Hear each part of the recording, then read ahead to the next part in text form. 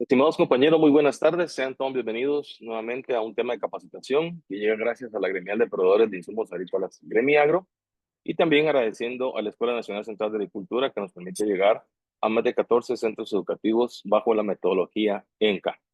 Para nosotros, con la ingeniera Estefanía Aguilera, es un gusto siempre estar con ustedes cada tarde en donde nosotros estamos pues llevando información adecuada que nos permita entonces poder replicar por medio de ustedes. Hoy vamos a ver un tema bastante interesante como todos los que hemos venido observando y es un tema básicamente de concientización. Es un tema sobre la conservación del suelo y agua y pues lo que queremos nuevamente con esta información es que también encontremos la participación de cada uno de ustedes con el aporte de comentarios, con el aporte de sugerencias y que se pueda establecer entonces una sinergia de información que conlleve a que podamos replicar toda esta información que nosotros hemos venido preparando y hemos venido también desarrollando a todas las personas que necesitan pues, de este tipo de capacitaciones. Actualmente me encuentro en Alta Verapaz. Un gusto siempre saludarlos y la distancia no es un motivo para que no nos podamos conectar. La ingeniera Estefanía se encuentra en Jalapa, así es que seguramente estamos cerca de algunos de ustedes, a donde les mandamos un fuerte abrazo y les saludamos pues con mucho cariño. Voy a iniciar para esto y evitar que tenga cualquier descontrol en cuanto a la comunicación por la señal de internet. Apago mi cámara, siempre con el respeto para todos ustedes, y vamos a dar inicio entonces al tema que nos lleva este día. Conservación del suelo y agua.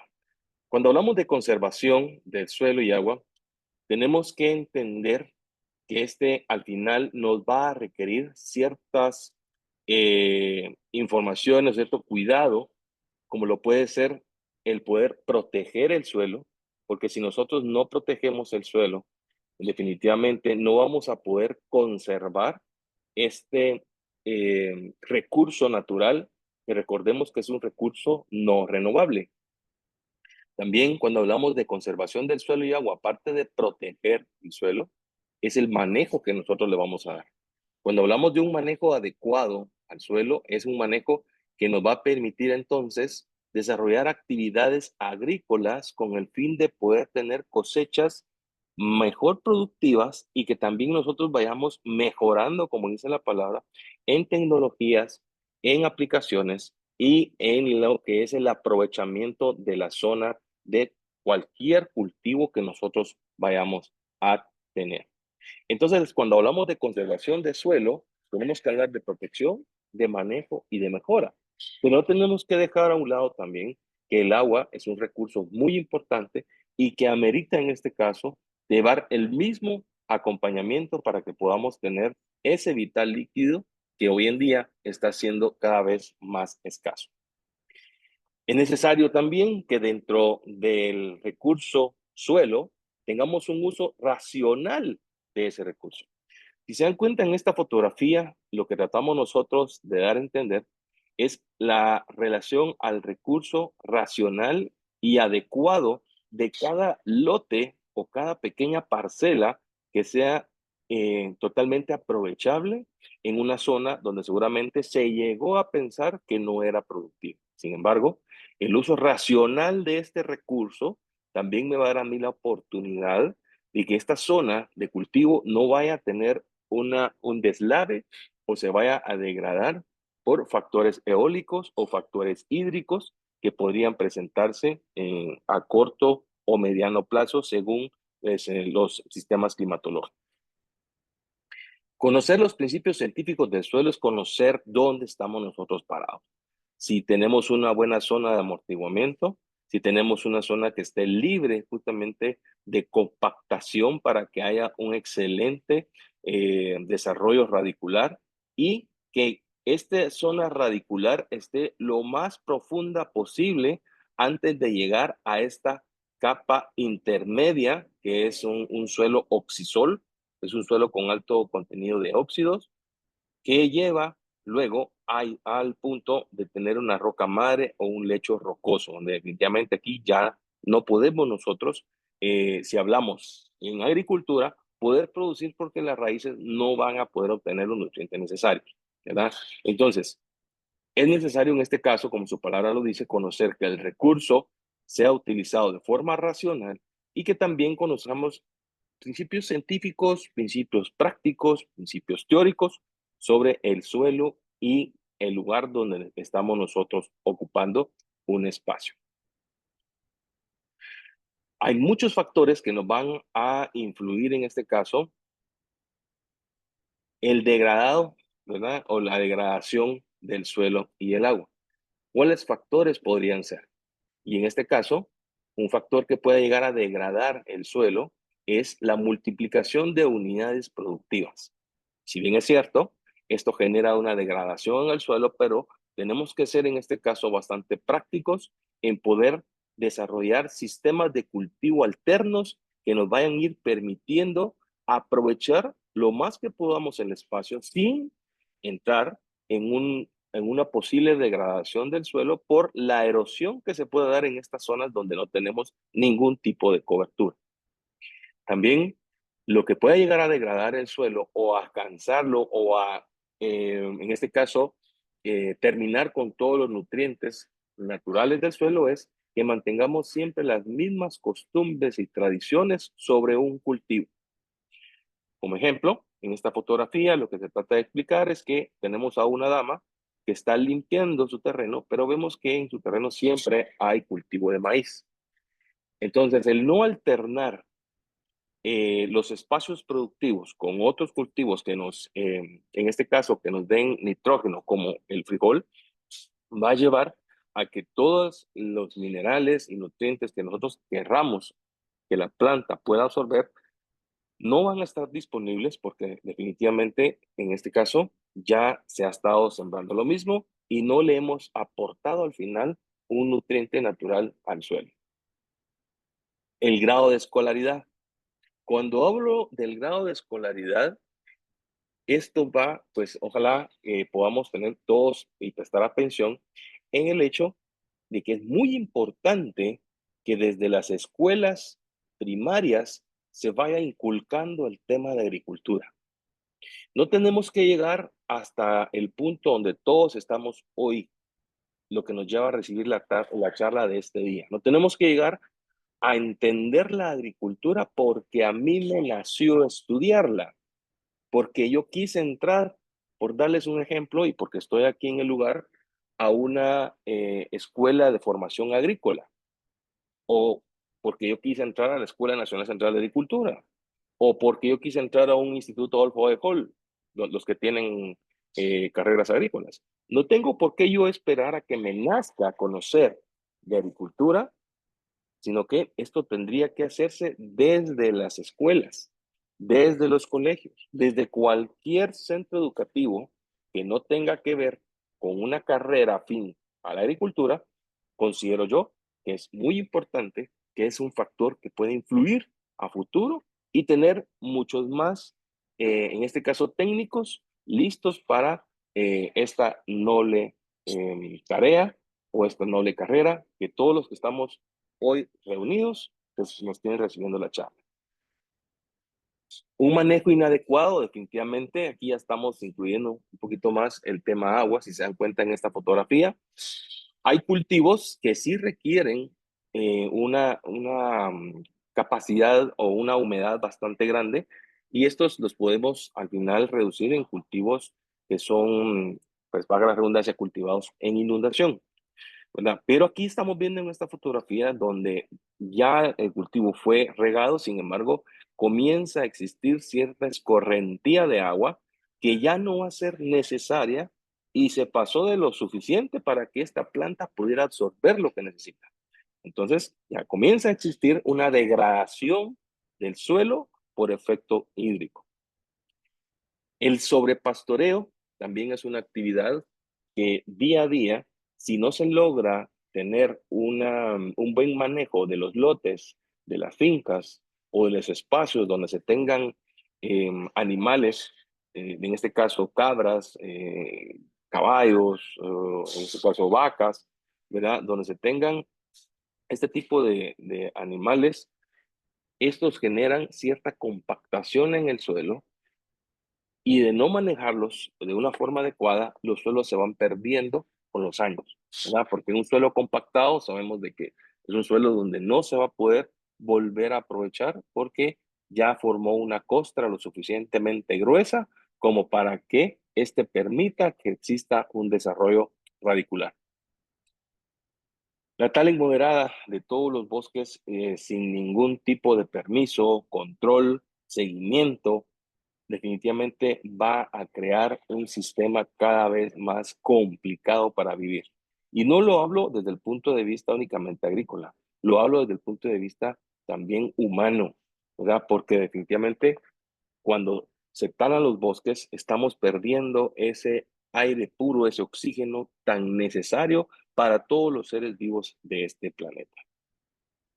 Y así podemos ir numerando muchas más actividades que pueden ir degradando el suelo y el agua, como también lo pueden ser los monocultivos. El sembrar siempre lo mismo, ¿verdad? O un espacio donde tengamos un solo cultivo sin un manejo adecuado, va a generar, en este caso, que se vaya degradando el suelo o el espacio donde tenemos justamente el aprovechamiento para esta producción. Hay personas que consideran que un lugar limpio es un lugar como el que estamos viendo en esta fotografía. Cultivos limpios en terrenos con pendientes bastante altas, sabemos muy bien que es en este caso, un peligro o una bomba de tiempo. Eso es lo que va a ir siendo, una bomba de tiempo, ¿verdad? Porque lo podemos ver relativamente limpio, pero es un suelo que está muy desgastado, es un suelo que presenta cero crecimiento en lo que es de cobertura y esto va a generar en los primeros inviernos un deslave, una poca infiltración y por lo tanto la erosión que se vaya a presentar en este caso va a perjudicar por mucho el crecimiento de plantas y el asolvamiento de las áreas que están en las partes bajas. Ahora bien, si esto, la fotografía anterior, le podríamos incluir algunas prácticas sobre conservación de suelo, pues estaría genial, ¿verdad? Porque en este caso pudiéramos aprovechar los espacios para hacer este tipo de calicatas en donde nos podría servir como reservorios de agua y humedad en las partes más bajas. Entonces, la agricultura en general no solo es en una actividad determinada, se va a desarrollar mediante las buenas prácticas agrícolas que nosotros vayamos a establecer en las zonas en donde necesitamos crear, fomentar o, en este caso, producir cultivos para consumo poblacional. Pero hablemos entonces de la erosión del suelo y veamos en esta fotografía cómo hay dos divisiones entre un suelo que consideran limpio o listo para sembrar y un suelo con cobertura vegetal que está limpio, por supuesto, y que también está listo para sembrar. Pero, ¿qué diferencia hay entre uno y otro?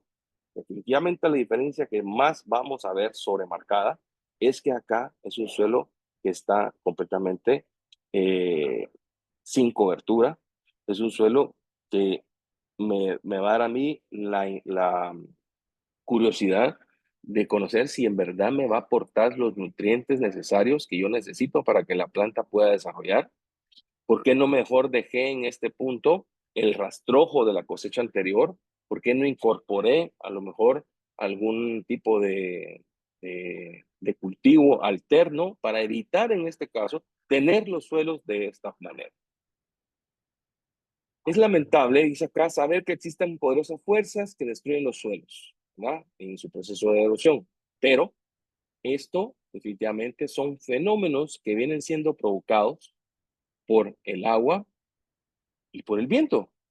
Estos dos fenómenos definitivamente no los podemos nosotros, hasta cierta forma, podernos cuidar o que no puedan suceder, porque el viento, pues obviamente es un factor climático de la vida como tal. No lo puedo yo decir, bueno, ahorita que no haya viento, mañana que sí, eso no se puede, al igual que el agua.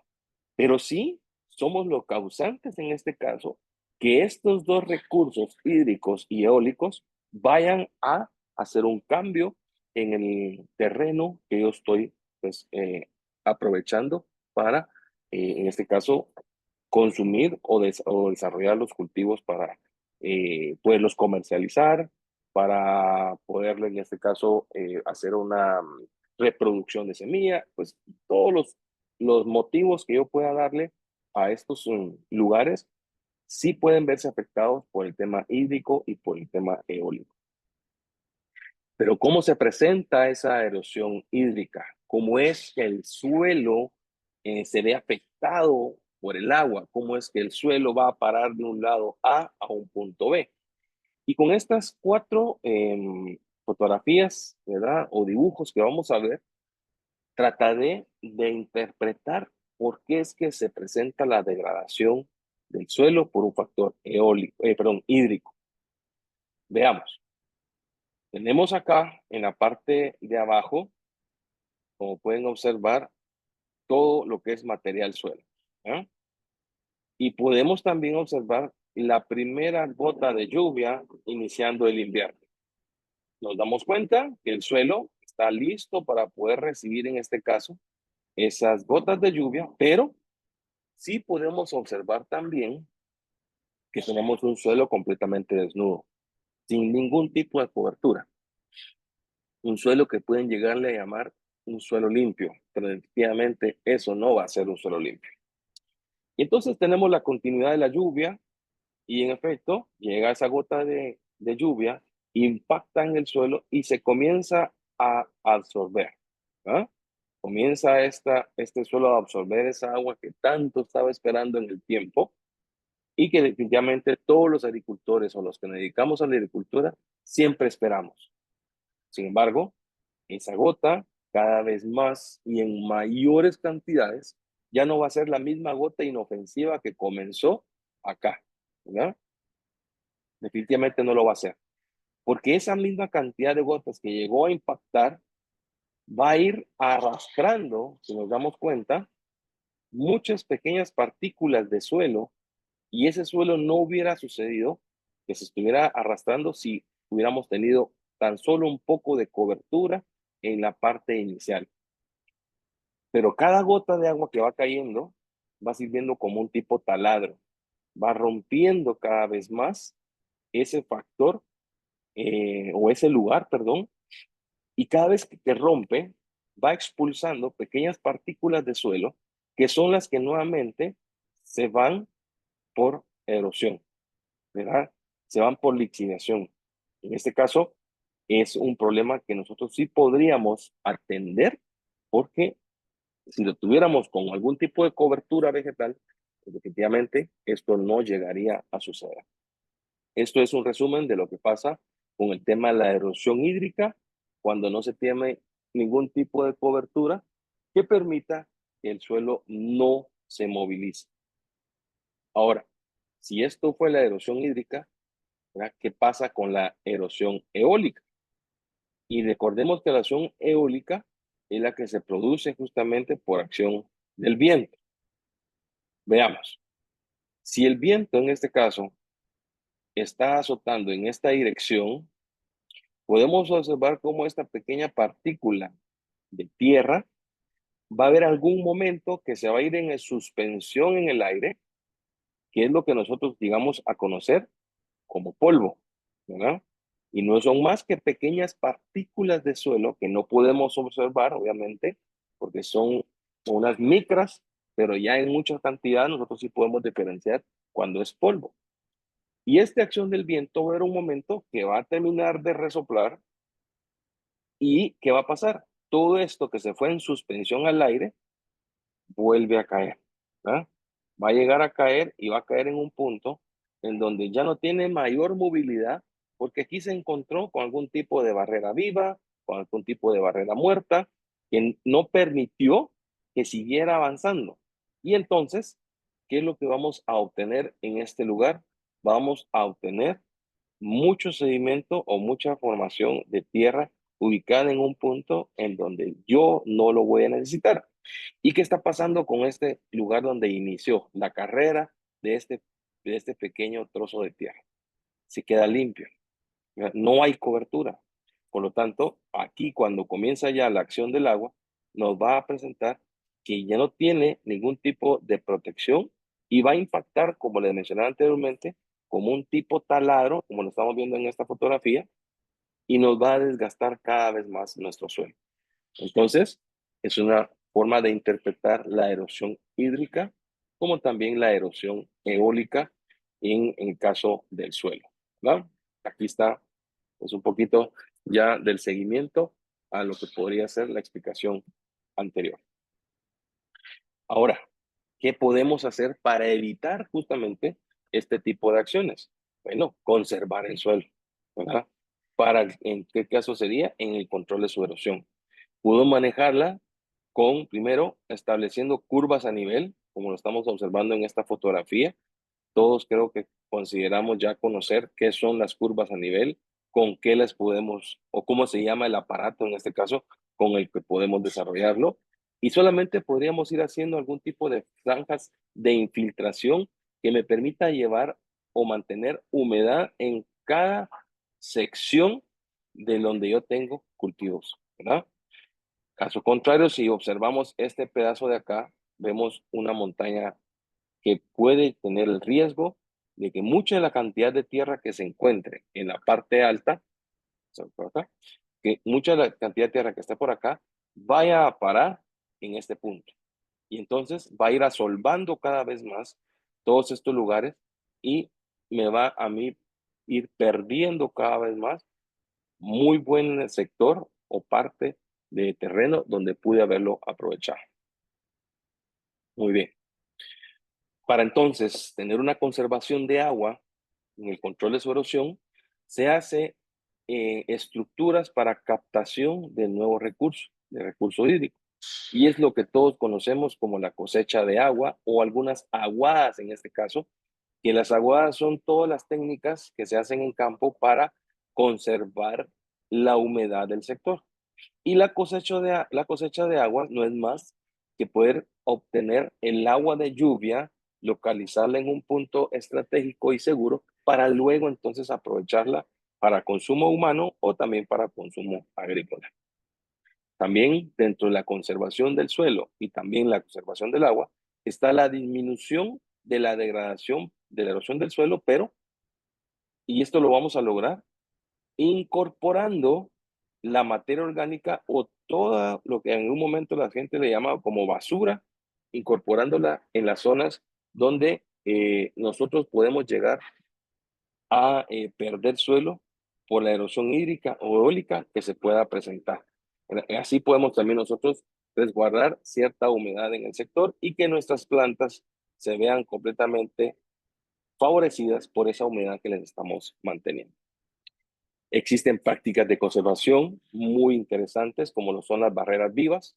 Y en las barreras vivas hay plantas como el zacapeguinea, la piña, caña de azúcar, vetiver, isotes y otros más, que nos permiten en este caso resguardar de cualquier tipo de erosión los lugares con mucha pendiente y que hasta cierta manera por algún tipo de construcción se tuvieron que ver pues en este caso mal manejados, pero cuando se termina la construcción, sí podemos establecer un sistema de protección con curvas a nivel y que en este caso se pudiera establecer, y yo aconsejo mucho el vetiver, ¿verdad? Porque es un material bastante fuerte para las sequías, es un material que si se produce o si se conserva con mucha humedad, puedo también obtener muchos más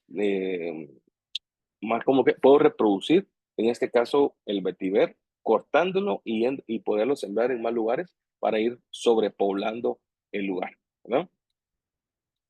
Aparte de eso, estas son las que son barreras vivas, pero si hablamos de barreras muertas, es el aprovechamiento, en este caso, de piedras que se puedan formar en el lugar. Ojo, esta actividad sí la podemos llegar a desarrollar, sí, en este caso el recurso piedra lo tenemos cerca, porque no vamos nosotros a trasladar tantas piedras de un lugar si no tenemos ese recurso. Los costos se nos incrementan, la mano de obra es escasa, entonces mejor habría que ver qué podemos hacer en el lugar. Si yo estoy en una zona donde hay mucha humedad, hay bastante crecimiento vegetativo, bueno, entonces voy a hacer una barrera viva, ¿verdad? Porque eso es lo que se me da en el lugar. Pero si yo estoy en una zona árida, en una zona en donde pues, definitivamente no hay la misma humedad que yo compartí anteriormente, entonces es un momento idóneo para poder utilizarlo y formar este tipo de estructuras de barreras muertas para poder desarrollar. Claro, las barreras muertas no solo se van a hacer así por así, tienen cierta lógica para poderlas desarrollar. Y esto, en principio, se hacen en pendientes de entre 5 a 60% de inclinación, ¿verdad? Generalmente se hacen a una altura de 50 centímetros el suelo, con un ancho de 30 centímetros. ¿Cuánto es la profundidad? De 10, ¿verdad?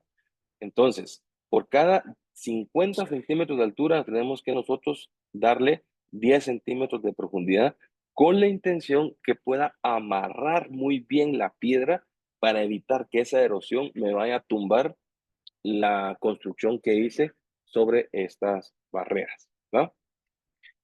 También existen otros métodos como las acequias de ladera, que vienen siendo actividades muy buenas que en lo personal yo lo he hecho en el cultivo de café, y estas acequias de ladera me permiten a mí resguardar mucha materia orgánica en este sector y también humedad. Estas se hacen en lugares estratégicos donde justamente yo necesito que esta agua que yo vaya a recolectar en este lugar se vaya infiltrando poco a poco, ¿verdad? Estas en temporadas de invierno son muy buenas porque se llenan de hojas, de agua y hay mucha vida microbiana que se va absorbiendo poco a poco y todo lo que está aquí para abajo se va a ir aprovechando por la misma humedad que pueda tener. Las acequias de ladera, lo que sí tenemos nosotros que tomar en cuenta es que llevan un trabajo de mantenimiento. Y cuando hablo de trabajo de mantenimiento es que se pueden llegar a solvar, ¿verdad? Porque aquí hay un arrastre de tierra, hay un arrastre de hojas y todo lo que está aquí, obviamente, yo lo tengo que sacar o aprovechar también porque es un material bastante interesante. Aparte de eso, las acequias de ladera no se recomiendan que en este caso se elaboren en lugares con una textura arenosa, porque se derrumban. Sabemos muy bien que en los lugares donde hay mucha textura de arena, donde hay un suelo con mucha presencia de arena, se nos va a derrumbar, se va a solvar mucho más rápido y nos va a llevar mucho más tiempo para estarlo trabajando o para estarlo manteniendo. Espero que cuando hablemos de la conservación de suelo y agua, siempre recordemos, en este caso, hacer siempre prácticas agrícolas que me permitan ser sostenibles en el tiempo y prácticas también de poderlas mantener. Cosecha de agua. Entonces, la cosecha de agua no es más que el aprovechamiento justamente que le mencionaba anteriormente de el agua de lluvia. Cuando hablamos de cosecha de agua, fíjense ustedes que es interesante reconocer que hace mucho tiempo, muchos siglos, ya se tomaba en cuenta esta práctica sobre la conservación de agua. Anteriormente la gente pues no conocía de una tubería de PVC, por darles un ejemplo, ¿verdad? No conocían sobre algún tipo de grifo o chorro, como le querramos llamar, sino que antes solamente dependían del agua que venía de las montañas, ¿verdad? Y que obviamente se dirigía bajo una pendiente, ¿verdad? Pero sí conocían mucho el hecho de poder resguardar o obtener agua para las temporadas aún más difíciles. Y esta fotografía lo que quiero yo explicar es que aquí al lado derecho de ustedes, donde yo estoy remarcando, pasa un río. Y en este sector de acá, según lo que yo pude leer, era una estructura de hace muchos siglos en donde resguardaban el agua de este río, porque según la historia se llegaba a secar en temporadas de verano. Entonces, estas pequeñas piscinas que le llaman, según la historia, eran puntos donde resguardaban el agua y tenían pequeños quineles o ductos en donde ellos dirigían el agua para el aprovechamiento de las zonas de vivienda que en ese entonces estaban en ese lugar. En Guatemala también, si han tenido la oportunidad alguno de ir a un lugar donde pues, se ve aún con mayor claridad el zoológico La Aurora, pueden observar unos arcos que llama la atención cómo es que hacían esas grandes estructuras únicamente para poder llevar agua. En la parte de arriba de esos arcos había una tubería que venía kilómetros arriba y que por pendiente aprovechaban el agua. Y ese era un método de ese entonces y una construcción que hoy por hoy se mantiene de pie y que ha sido únicamente, en este caso, destruida porque han metido calles, porque han aprovechado los espacios para construcciones, pero de lo contrario, ahí se mantendría. Entonces, la historia de la conservación del agua, del agua de lluvia también, no es o no es una práctica que la vengamos haciendo ya en este siglo en el que nosotros estamos viviendo, sino que ya viene de mucho tiempo antes. Pero, ¿por qué la cosecha de agua? ¿Por qué el aprovechamiento? Bueno, seguimos creciendo en el planeta. Cada vez el crecimiento demográfico es tanto, estamos sobrepoblando nuestro planeta, tenemos la misma cantidad de lugar donde estamos creciendo exponencialmente y cada vez menos los puntos en donde se pueda cultivar o aprovechar el agua, ¿verdad? Esto ha llevado a que se establezcan mecanismos sobre el aprovechamiento de agua, como la cosecha de agua, que es un nombre nada más porque es poder aprovechar el agua, y también ha hecho que la actividad económica cada vez sea mayor. Como estamos sobrepoblando el planeta, cada vez estamos creciendo exponencialmente, también hay necesidad de comer, entonces la gente está produciendo, ¿verdad? Las unidades productivas cada vez son mayores. Y qué bueno, pero sería interesante también que estas unidades productivas estén acompañadas de un sistema de riego adecuado, que podamos aprovecharlo y que no simplemente lo perdamos por un mal manejo que le vayamos a dar. Aparte, el crecimiento del hato ganadero es importante porque como humanos necesitamos justamente de esos subproductos de los animales, la leche, carne, los lácteos, todos los derivados de los lácteos, ¿verdad? Son importantes para la salud humana. Y por ende, nuevamente, y que justo me quedó esta flechita en esta fotografía, seguimos creciendo más, la necesidad de trabajo para la gente, que cada vez estamos sobrepoblando el planeta, es importante. Definitivamente las labores que nosotros vayamos a establecer en todos los países o donde nos vayamos a desarrollar, tiene que ir de la mano sobre el aprovechamiento del suelo y el aprovechamiento del agua. Ahora bien, cuando hablamos de cosecha de agua, tenemos que ser versátiles, tenemos que idearnos cómo hacerlo de una forma que sea práctico y que con esto también más personas se vayan sumando al hecho de poder nosotros tener una mejor agua o un mejor aprovechamiento de la misma. Y cuando hablo de versatilidad del agua, vean esta imagen.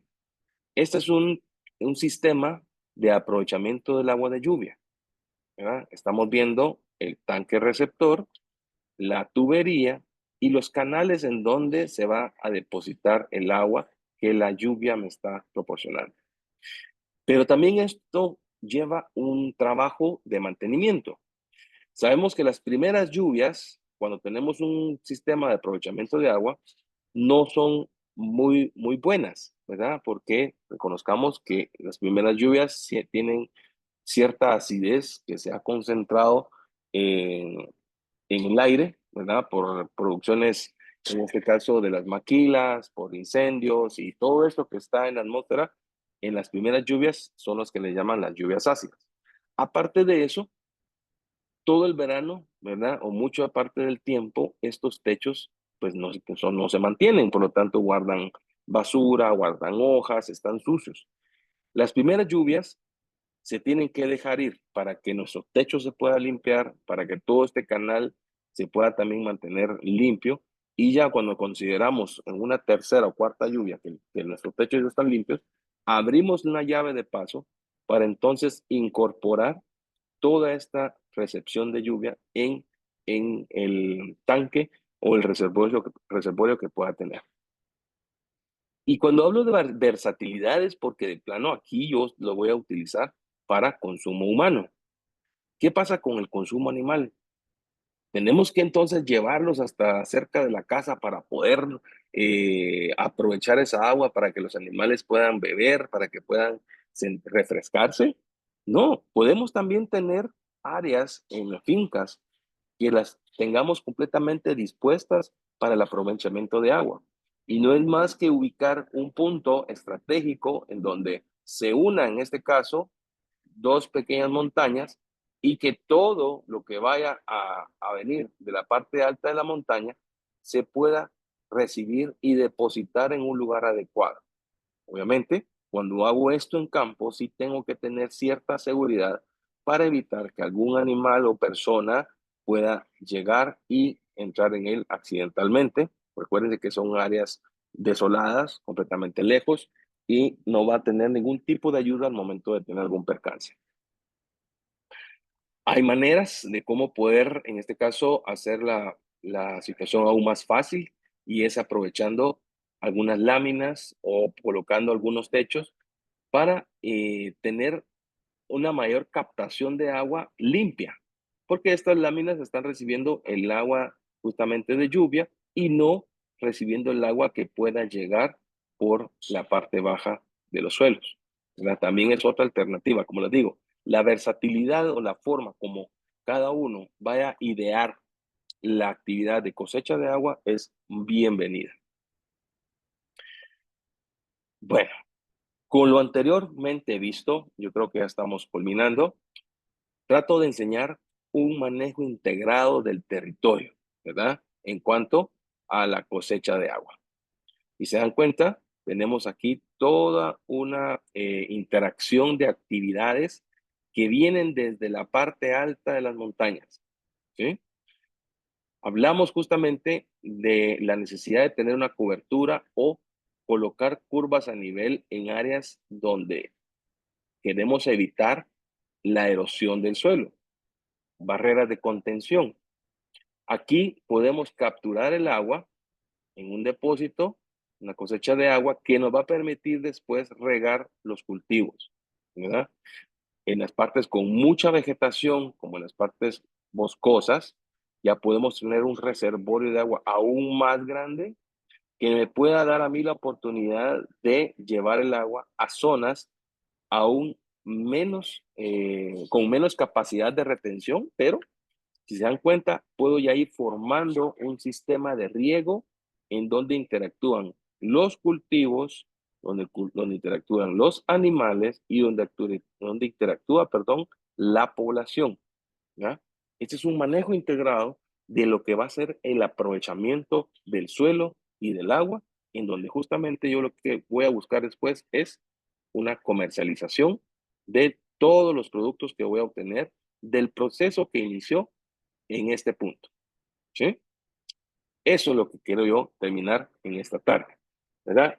La conservación de las prácticas o el mantenimiento de las prácticas agrícolas es importante y el aparato que les mencionaba a un principio para poder establecer estas curvas de nivel, todo lo conocemos como el nivel en A, ¿verdad? Todas las curvas que se van a trazar con el nivel en A, con el nivel A, es una referencia para una muy buena práctica y es una metodología sin mucha práctica para poder entender cómo va la curvatura de una montaña y cómo puedo yo entonces retener todo el material que se vaya a lavar por efecto de lluvia o degradación del viento, ¿verdad? Les dejo entonces la idea de qué puede ser un nivel en A, ¿verdad? En la internet podemos encontrar muchas metodologías, muchas prácticas de cómo poderlo hacer. Y yo les invito a que también lo podamos practicar, ¿verdad? Si ya sabemos cómo hacerlo, entonces enseñémosle al que no sabe para que pueda entonces él utilizarlo en la formación de terrazas, zanjas y también para establecer surcos de algunos cultivos como el café, que es bien necesario que se puedan desarrollar bajo curvas a nivel, ¿verdad? Los materiales para este son bien prácticos, no son más que dos palos rígidos del mismo tamaño, un palo un poquito menor, ¿verdad? Para poder ponerlo en medio, un metro, unas estacas, un hilo, ¿verdad? Una piedra o una botella con agua que sirve como plomada, machete y algunos clavos, y en este caso vamos a necesitar para desarrollar. Aquí hay un pequeño video, vamos a ver si lo logro reproducir para que podamos entender muy rápidamente lo que es el nivel en A. Vamos a ver, muchachos.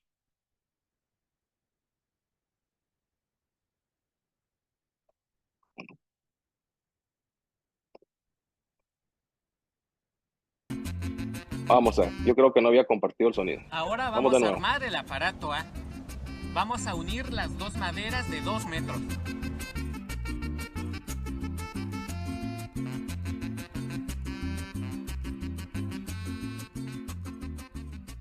Debemos de asegurar que la abertura de las dos maderas sean exactamente 2 metros.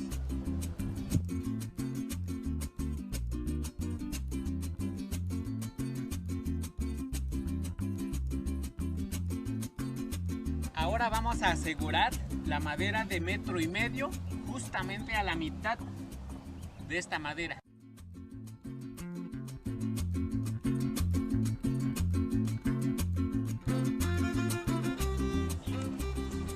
Ya solo nos falta equilibrar nuestro aparato A. Para equilibrar nuestro aparato A, vamos a ocupar el hilo y la botella de agua. Vamos a buscar un punto fijo para equilibrar el aparato A. En este caso vamos a ocupar una piedra. En donde cae el hilo, lo vamos a marcar. A este punto lo vamos a llamar punto A. Ya que marcamos, vamos a voltear el aparato A. Ahora vamos a colocar esta pata a nuestro punto fijo.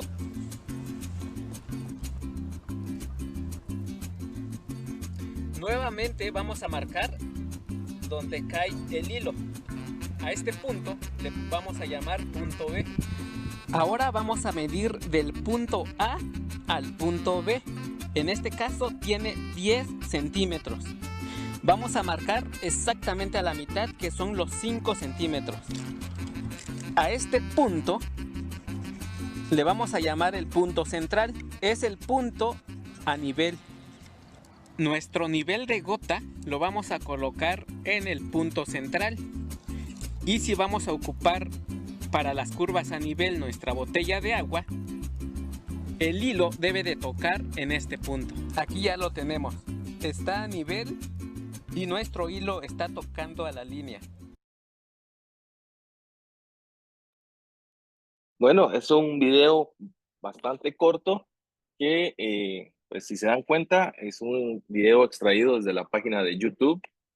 Seguramente esta plática no nos va a permitir subirla a la página de YouTube porque pues no se tienen los derechos de autor, pero sí el sentido donde fue extraído y eso no nos permite a nosotros subir esta charla. Pero yo les invito a que puedan seguir investigando al respecto. Si se dan cuenta, el dialecto o el idioma de estas personas no es el nuestro, pero la práctica como tal no tiene un idioma definido, ¿verdad? El nivel en A lo utilizamos en cualquier parte del mundo. Muy bien. Entonces, los propósitos de las curvas a nivel, ¿verdad? Es una guía para muchos trabajos como barreras de contención, que es lo que hablábamos, acequias, laderas, y construcción también de algunos bordos o contornos para la retención y desviación de las aguas pluviales, ¿verdad? No solo también es para el tema agrícolas. Y ya con esto, si ustedes gustan tomar una captura de pantalla, es bastante necesaria la información porque aquí establece la distancia entre curvas a nivel que se van a establecer según la pendiente del terreno, ¿verdad? Así es como nosotros lo vamos a desarrollar, por darles un ejemplo. Si tenemos una pendiente entre 5 a 10 grados, vamos a tener que colocar en este caso barreras muertas o barreras vivas, a una distancia de entre 20 metros cada una. Si tenemos una pendiente entre 25 a 35 grados, si se dan cuenta, la distancia es más corta porque la pendiente es mayor, 12 metros entre cada una. Pero si nuestra pendiente tiene entre 50 a 60% de inclinación, cada 6 metros es la distancia adecuada para colocar estas barreras vivas o barreras muertas. Ojo, si tenemos más del 60%, todas las tierras se tienen que trabajar con árboles en terrazas individuales o plantar, en este caso, bosques artificiales, porque es una pendiente muy, muy fuerte.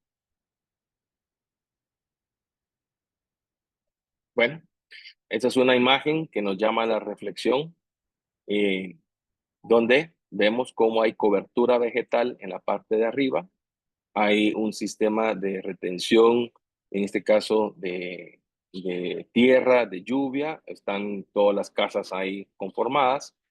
Pero ¿qué pasa si toda esta cobertura de arriba yo la voy eliminando con el tiempo, ¿verdad? Todo lo que esto era vegetación se convierte únicamente en árboles talados. La misma lluvia que llegó acá arriba, ¿sí? Porque no va a cambiar, va a ser la misma, me va a causar todos estos destrozos por no justamente ser conscientes de las actividades que estoy desarrollando en campo. Bueno, con esto culminamos la charla de hoy, ¿verdad? Nos llevó un tiempo bastante prudente, bonito, invitándolos siempre a que nos sigan en nuestras redes sociales como info@gremiagro o gremiagro.com también, en este caso en las redes y la página anterior que les dije, en alguna consulta que puedan ustedes desarrollar. Bueno, entraríamos entonces a la parte de preguntas y respuestas, si es que hay, aunque ya veo por acá que Casey Pérez tiene la primera y dice, ¿qué impacto tiene la urbanización en la conservación del suelo? Buena pregunta, Casey. La verdad es que el impacto que tiene la urbanización como tal, si lo vemos desde un punto positivo, es que mientras estamos nosotros creciendo exponencialmente en personas en el planeta, se están desarrollando construcciones dignas para cada uno, ¿verdad? Por ese lado, pues qué bueno. Pero, ¿qué pasa con la conservación del suelo? Obviamente, donde se va a construir una casa, se tuvieron que talar algunos árboles, pero para que se haya construido esa casa y para que se hayan talado esos árboles, hoy en día se tienen que tener estudios de impacto ambiental, no solamente en el caso de una urbanización es voy a botar estos árboles y voy a construir una casa, sino que se tiene que cumplir con estudios de impacto ambiental que permitan entonces que la licencia de construcción se pueda desarrollar. Dentro del estudio de impacto ambiental se establecen también compromisos, en el caso de las urbanizadoras, de poder desarrollar sistemas eh, habitacionales que permitan la interacción del ambiente, es decir, tener árboles frutales, árboles madereros, puedan tener árboles que generen algún tipo de ecosistema en el lugar donde nosotros vamos a estar. ¿Va a afectar con la conservación del suelo? Sí, solo si no se tiene una metodología o un orden justamente para poder desarrollar sistemas habitacionales. A ver,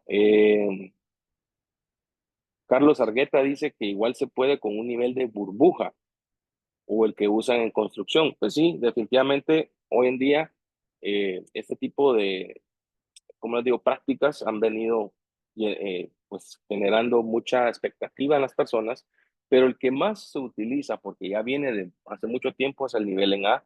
Considero yo que es el más preciso y el más práctico, ¿verdad? No necesito pues conocer mucho del tema para poderlo desarrollar y fomentar en él alguna inquietud. Y bueno, con eso estamos terminando. Veo que no tenemos preguntas en la bandeja de preguntas y respuestas.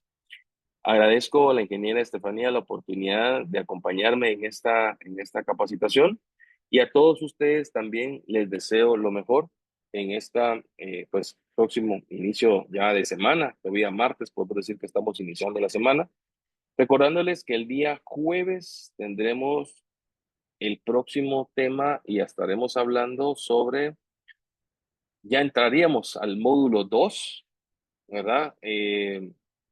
Sí vamos a ver si creamos algún tipo de evaluación porque estamos ya con este tema culminando el módulo 1 y el próximo jueves estaríamos ingresando al módulo 2 y vamos a tener el tema sobre la función, fertilidad y la salud del suelo. Ese va a ser el tema del próximo jueves.